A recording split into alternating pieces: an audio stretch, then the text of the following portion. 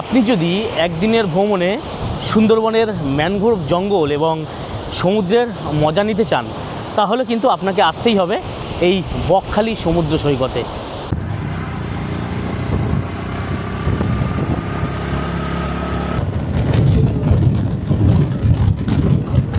আমাদের হোটেলটা দিয়েছে 305 নম্বর রুম, এটাই কিন্তু আমাদের রুম।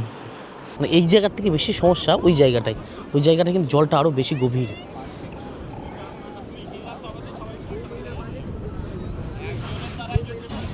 তো দেখুন এখানে সমুদ্রের একদম তাজা মাছ বকখালি সি বিচে কিন্তু আসলে পেয়ে যাবেন। কাঁকড়া রয়েছে এখানে রয়েছে লোটে, এখানে অক্টোপাস রয়েছে, এই যে অক্টোপাস, এই যে বাঁশপাতা, তারপরে ভোলা রয়েছে, বড় বড় চিংড়ি মাছও রয়েছে এখানে। এই যে একটা মাছ, এটা কী নাম জানো? তোপসে মাছ। তো এই তোপসে মাছ আমি এর আগে কোনোদিন খাইনি, তো এখনও খাবো না। তোপসে মাছ নাকি খুব একটা পাওয়া যায় না।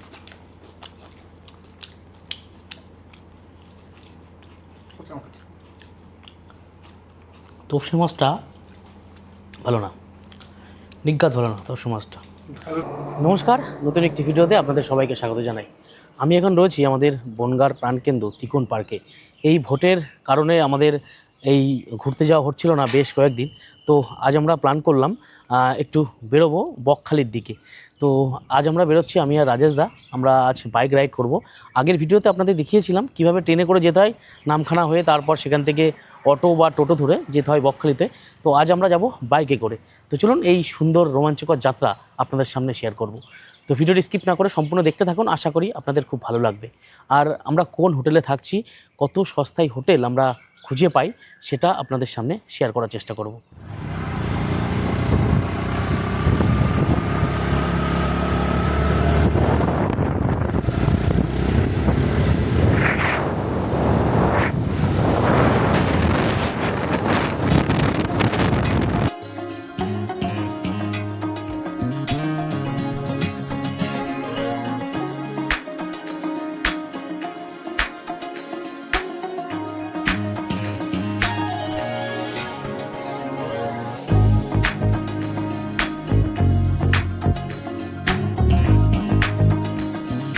তো আমরা পৌঁছে গেছি চাকদা, বনগাঁ থেকে চাকদা ওই 25 মিনিট মতন সময় লাগলো।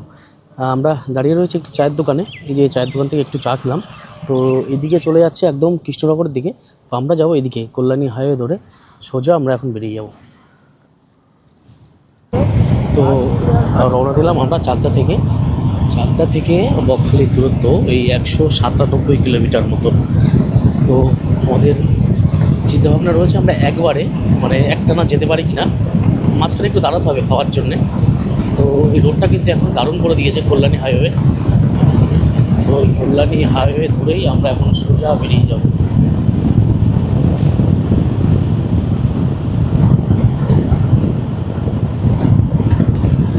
এদিকে কিন্তু চলে গেল কৃষ্ণনগর, মায়াপুর, নবদ্বীপ, একদিক থেকে সোজা কৃষ্ণনগর যাওয়ার রাস্তা এদিকে। আর এখন বর্তমানে রাস্তাটা কিন্তু দারুণ পড়েছে।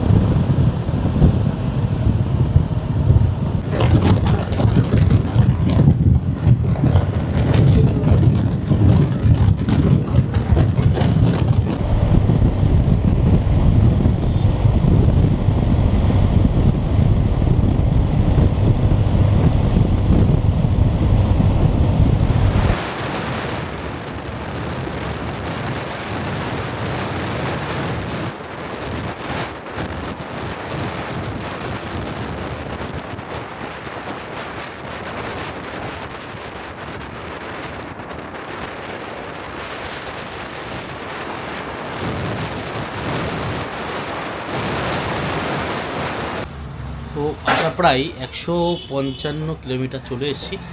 এই জায়গাটার নাম কি? হাসিমনগর মোল্লার ঠেস এই জায়গাটার নাম। তো এখানে নিয়ে নিলাম, এখন খিদে পেয়েছে।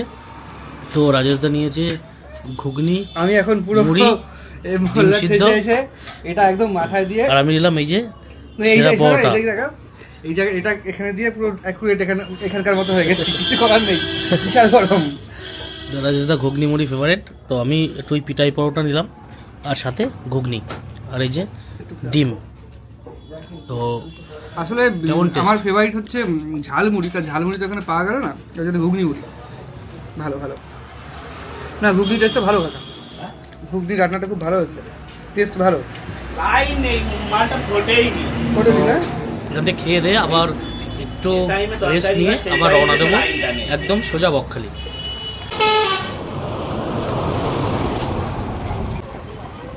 তো অবশেষে এসে পৌঁছালাম ডায়মন্ড হারবার। রাস্তায় এতটাই রোদ, মানে প্রচণ্ড ঘাম হচ্ছিল। তো এই যে জায়গাটায় দাঁড়িয়ে রয়েছে, এখানে এসে মনে হচ্ছে না এখান থেকে যেন আর না যাই, মানে এখান থেকে আর যেতে মন চাইছে না। এত সুন্দর এই গঙ্গার হাওয়া। দেখুন ওই যে এই পাশে রয়েছে পুরো গঙ্গা, আমি কাছ থেকে গিয়ে দেখাবো আপনাদের। তো এখানে দারুণ হাওয়া দিচ্ছে, ঠান্ডা হাওয়া। তো এখানে কিছু সময় দাঁড়িয়ে আবার আমরা রওনা দেবো, আর মাত্র এখান থেকে 72 কিলোমিটার। তো দেখুন এখন দেখাবো আপনাদের কাছে কি গঙ্গাটা কতটা উত্তাল। দেখুন দেখুন এই যে এই হলো ডায়মন্ড হারবারের গঙ্গা। ওখানে দেখুন একজন নেমে মাছ ধরছে।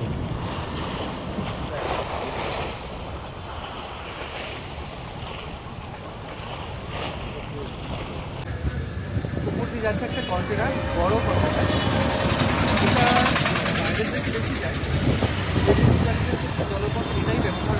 তো চলে এলাম আমরা নামখানাতে।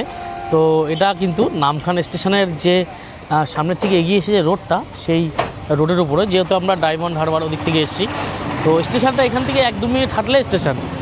আর আগে একটা ভিডিও রয়েছে, আমি ডেসক্রিপশনে লিঙ্ক দেবো, আমি ট্রেনে করে এসেছিলাম। সেটা দেখলে কিন্তু আপনারা সহজেই কিভাবে আসতে হবে, যারা জানেন না তারা কিন্তু সহজে চলে আসতে পারবেন। আর এই ট্যুরটা যেহেতু আমাদের বাই রোডে হচ্ছে, সেই কারণে আমাদের একদম ডায়মন্ড হারবার হয়ে সোজা নামখানা রোড ধরে আমরা যাচ্ছি বকখালিতে। আর এটাই কিন্তু সেই মানে মেন রোড, যেখান থেকে টোটো অটো সব পাওয়া যায়, স্টেশনের সামনে থেকেও পাওয়া যায়। আর সামনে রয়েছে হাতানিয়া দোয়ানিয়া ব্রিজ। তো সেই ব্রিজটা ক্রস করেই আমরা সোজা চলে যাব বকখালি।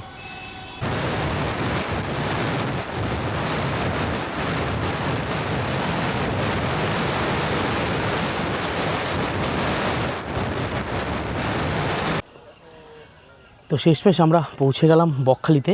তো বকখালি এসে প্রথমে আমরা যে হোটেলটাকে বুকিং করেছিলাম, সেই হোটেলটা আপনাদের দেখাবো।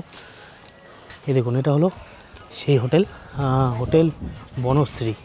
এই হোটেলটাই আমরা আজকে থাকবো।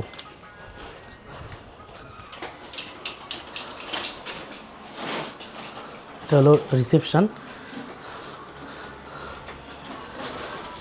আর হোটেলের কিন্তু এখানে এসি নন এসি সব কিছু রয়েছে, নিজস্ব কিচেনও রয়েছে। আর আমরা যে রুমটা নিয়েছি একদম উপরে 3 তলায়। এই হোটেল সিস্টেম হচ্ছে আপনি যত উপরে উঠবেন তত কিন্তু রেট বেশি হবে। এসি নন এসি সব রয়েছে। এই দেখুন, এটা হচ্ছে দোতলা, সরি ওটা গ্রাউন্ড ফ্লোর, এটা ফার্স্ট ফ্লোর। আমরা রয়েছি সেকেন্ড ফ্লোরে। সেকেন্ড ফ্লোরে আমাদের রুম দিয়েছে 305 নম্বর রুম। তো বেশ সাজানো গোছানো। দেখুন উপরটা দারুণ সুন্দর সাজিয়েছে। অ্যাকচুয়ালি হোটেলের কাজ চলছে।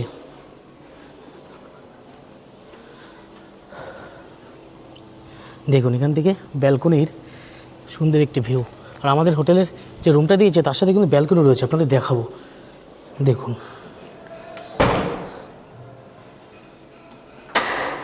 আমাদের হোটেলটা দিয়েছে 305 নম্বর রুম। এটাই কিন্তু আমাদের রুম। আমরা এসি নিয়েছি। কত বললো রাজেশ দা লাস্ট পর্যন্ত ভাড়া কত বলছে? 1650 থেকে কমে 1250, এর নিচে হচ্ছে না। মানে প্রথমে 1650 বলেছিল। রাজেশ দা ভালো বার্গেনিং করতে পারে, ওর জন্য রাজেশ থেকে বললাম তুমি যাও। তো 1250-এ রাজি হয়েছে। এদিকে দেখুন এখানে জায়গা রয়েছে, এদিকে ব্যালকনি রয়েছে, এদিকে টয়লেটটা বেশ সুন্দর সাজানো গোছানো। এটা হলো আর একটা ব্যালকনি। এখান থেকে বসে মানে সন্ধেবেলায় সুন্দর একটা ভিউ নেওয়া যাবে। দেখুন দারুণ, হোটেলটা বেশ সুন্দর সাজানো গোছানো। এর থেকে ভালো রুম আর আমাদের চোখে পড়লো না। মানে চোখে পড়লো না বলতে, প্রথমে এই রুমটা আমাদের দেখিয়েছে, পরবর্তীতে অন্য রুম যখন দেখাচ্ছে তখন মানে আমাদের পছন্দ হচ্ছে না, সমস্যা এটাই। তো লাস্ট পর্যন্ত 1250 টাকায় এই রুমটা আমরা ফাইনাল করলাম। তো বেশ সুন্দর, মানে দেখে বুঝতেই পারছেন চারিদিকে কত সুন্দর সাজানো গোছানো। তো অনেক কষ্ট হয়ে গেছে, অনেকটা জার্নি করেছি, এখন একটু ফ্রেশ হয়ে নিই। ফ্রেশ হয়ে তারপর যাব একটু বিকেলের দিকে, রোদটা একটু কমলে একদম সি বিচে। তো একটু ফ্রেশ হয়ে নিই, তারপর আবার আপনাদের সাথে কথা হচ্ছে।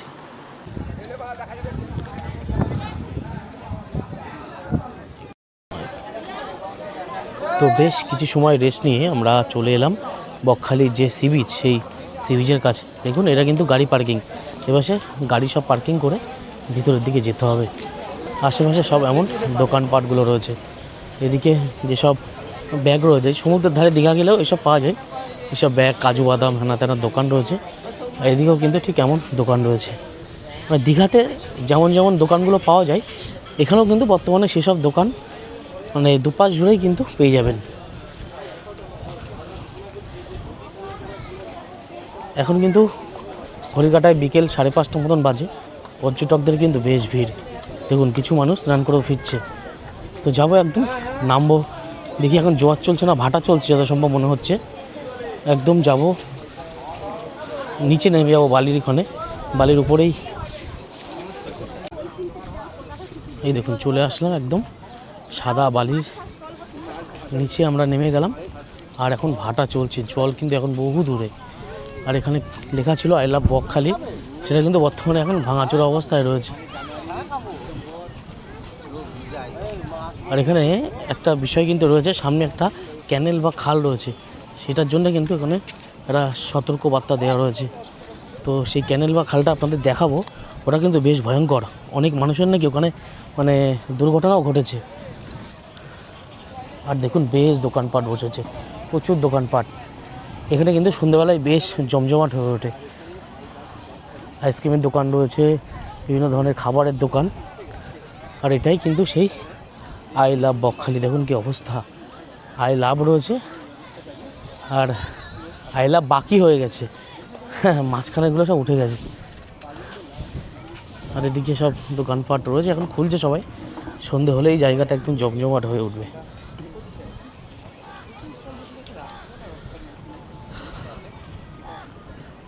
দেখুন সব দোকানপাট কিন্তু খুলছে, বিভিন্ন রকম খাবারের দোকান, পাপড়ি চাট, ফুচকা আরও সব বিভিন্ন ধরনের রয়েছে, এমনকি মাছও পাওয়া যাবে ওখানে।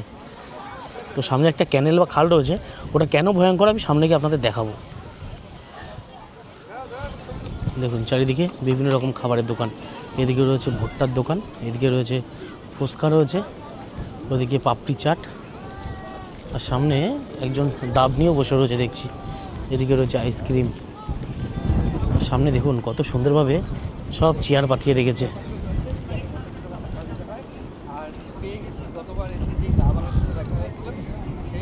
দেখুন সমস্ত চেয়ারগুলো এভাবে পাতিয়ে রেখেছে। আর সেই খালটা কিন্তু ওই সামনেই। আর এই খালটা বহু খতরনাক একটা খাল। এখানে একটা সময় নাকি শোনা যায় অনেক মানুষের মৃত্যু পর্যন্ত ঘটেছে। তো যাবো আরও খালের কাছে গিয়ে দেখাবো এখন বর্তমানে খালটার কী অবস্থা। অ্যাকচুয়ালি যখন মানে ভাটা চলে আসে তখন মানুষ বুঝতে পারে না, অবশ্যই চলে যায়। কিন্তু যখন জোয়ার চলে আসে তখন আসতে গেলে কিন্তু বিপদটা ঘটে এই খালে।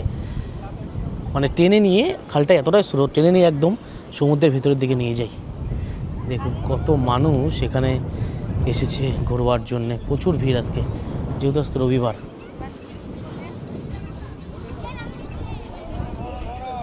দেখুন এখানে কিন্তু অনলাইন ব্যবস্থাও রয়েছে ডাবের জন্যে।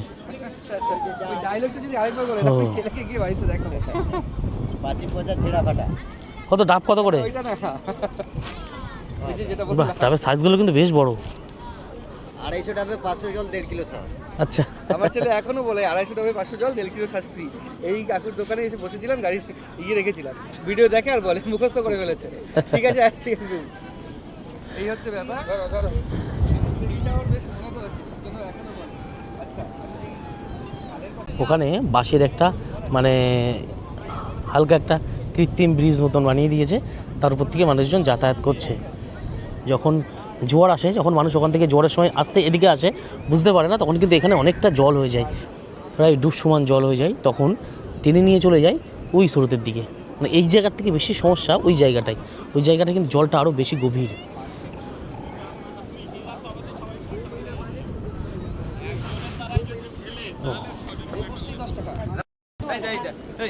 দেখুন এইটা, এই যে খালটা পার হয়ে যাচ্ছে, এখানে একটি বাস দিয়ে একটি ছোট্ট ব্রিজ মতন তৈরি করে দিয়েছে। এটি পার হয়ে এখন ওপাশে যাচ্ছি।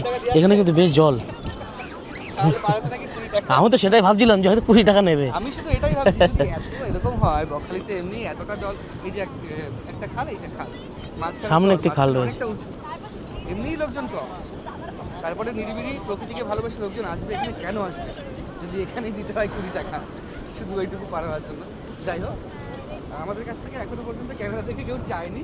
এখানে জল বেশি রয়েছে, এদিকে একটু জল কম। করার নেই।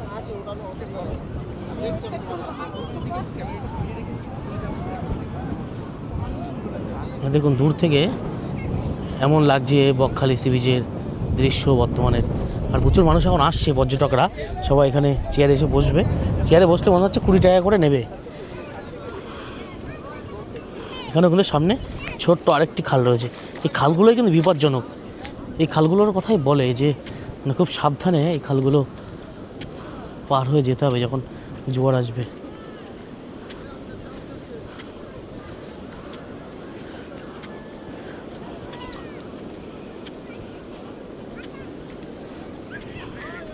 তো আমি হাঁটছি এই বকখালি সি বিচের উপর দিয়ে।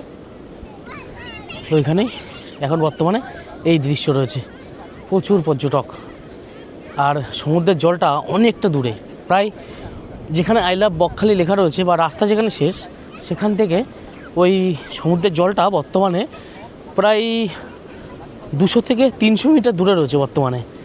তো বুঝতেই পারছেন, যখন ভাটা চলে আসবে, যারা স্নান করতে যায় তাদের আসার সময় তারা মানে এই জায়গাটা তো চরটা শুকনো থাকে, কিন্তু ওই জায়গাটাই অনেকটা জল হয়ে যায়। সেই কারণেই ওখানে কিন্তু বোর্ড লেখা রয়েছে যে খুব বিপজ্জনক জায়গা, সাবধানে এখানে আপনাদের আসতে হবে। মানে এমন শোনা যায় মানে মানুষের মৃত্যু পর্যন্ত ঘটেছে, সেই কারণে কিন্তু ওটা সতর্কবার্তা দেওয়া রয়েছে। আর এই দেখুন এই যে বকখালি সি বিচ, দারুণ হাওয়া দিচ্ছে, দারুণ। আর আপনারা যদি ট্রেনে করে আসেন তো নামতে হবে আপনাদের শিয়ালদা থেকে, আসতে হবে নামখানা। নামখানা থেকে আপনারা স্টেশন থেকে বাইরে বেরিয়েই ওখানে টোটো, অটো সমস্ত কিছু পেয়ে যাবেন। দেখুন হাঁটতে হাঁটতে একদম ওই যে সমুদ্রের জল এখন বর্তমানে ওই স্থানে রয়েছে। হাঁটতে হাঁটতে কতটা চলে এসেছি।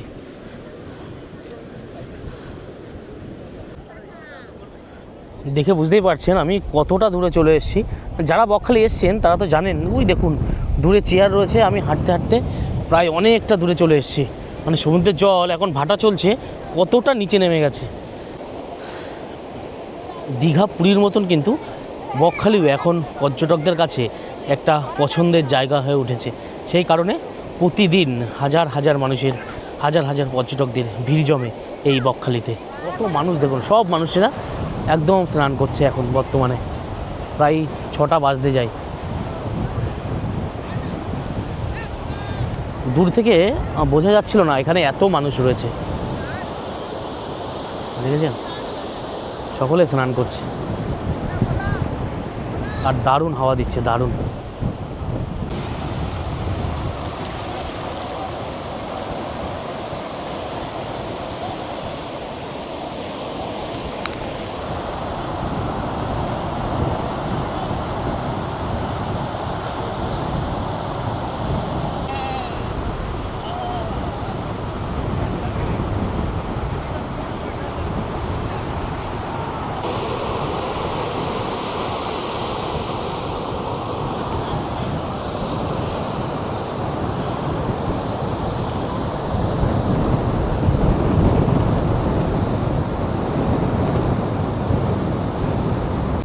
দেখুন এখনো কত মানুষ স্নান করছে তারা।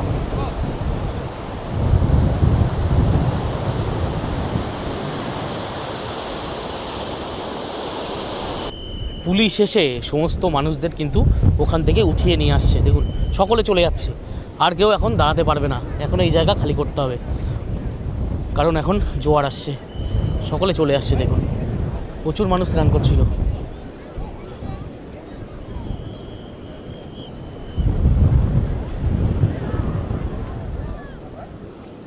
আর এই সন্ধে হলে এই বকখালির এই যে সমুদ্রের যে বীজটা কতটা সুন্দর লাগে আমি আপনাদের একটু কাছে গিয়ে দেখাবো। পুরো লাইট জ্বলে উঠেছে, এখানে বিভিন্ন রকম মাছ ভাজা থেকে শুরু করে যা চাইবেন সব কিছু এখানে মোটামুটি পাওয়া যাবে। মানে দীঘাতে যেমনটা মানুষ পায়, মাছ ভাজা থেকে শুরু করে তারপরে ভেলপুরি, মশলা মুড়ি, পাপড়ি চাট, এখানেও কিন্তু সমস্ত কিছু আপনারা চাইলে পেয়ে যাবেন। এমনকি আপনারা যদি মাছ কিনে রান্না করতে চান সেটাও কিন্তু এখানে সেই ব্যবস্থাও আছে।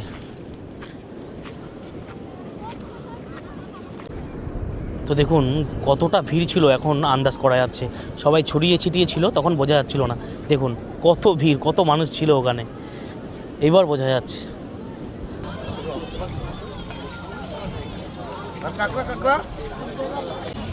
তো দেখুন এখানে সমুদ্রের একদম তাজা মাছ, বকখালি সি বিচে কিন্তু আসলে পেয়ে যাবেন। কাঁকড়া রয়েছে এখানে, এখানে রয়েছে লোটে, এখানে অক্টোপাস রয়েছে, এই যে অক্টোপাস, এই যে বাঁশপাতা, তারপরে ভোলা রয়েছে, বড় বড় চিংড়ি মাছও রয়েছে এখানে, সব কিন্তু বিভিন্ন রকম প্লেট।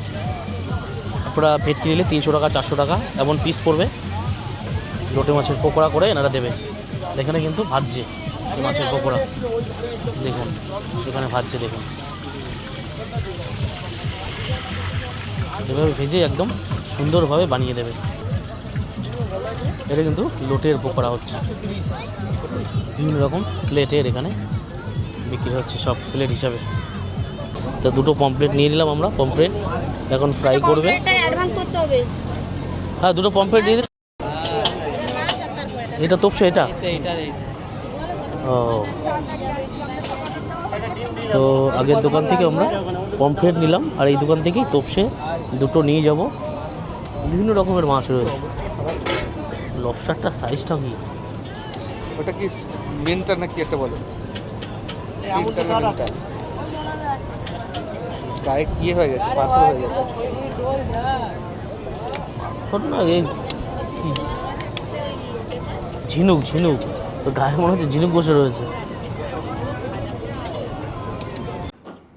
তো এই যে পমফ্রেট আমরা ফ্রাই করে রুমে নিয়ে চলে এসেছি। এটা এখন টেস্ট করে দেখব যে কেমন এটার স্বাদ। এসছে নাকি এটা? হুম, এসছে? না রাখলাম কাজটা, দাও ধরে দিচ্ছি। তো এই যে পমফ্রেট, আর সাথে একটু নিলাম পেঁয়াজ। দাও ধরে দিচ্ছি। মানে খুব একটা যে পুরনো মাছ নয়, মানে ভয় লাগছিলো যে যদি বেশি বাসি হয়, তো না, বাসি মনে হচ্ছে না, বেশ টাটকাই আছে। কারণ অ্যাকচুয়ালি এখন মানে মাছের খুব চাহিদা, এখন তো সুন্দরবনে মাছ ধরতে দিচ্ছে না, পারমিশন নেই, সেই কারণে কিন্তু মাছের এখন চাহিদা খুব বেশি এবং দামও বেশি। যাই হোক, সব মিলিয়ে এই পমফ্রেটটার টেস্ট দারুণ। আর একটা দেখাবো আপনাদের, এই যে একটা মাছ, এটা কী নাম জানো? তোপসে মাছ। তোপসে মাছ, তো এই তোপসে মাছ আমি এর আগে কোনোদিন খাইনি, তো এখনও খাবো না, কারণ খাইনি কোনো দিন। তো তাও রাজেশদা যখন বলছে একটু ট্রাই করে দেখি, সাথে একটু পেঁয়াজ নিয়ে নিই। এই তোপসে মাছ নাকি খুব একটা পাওয়া যায় না।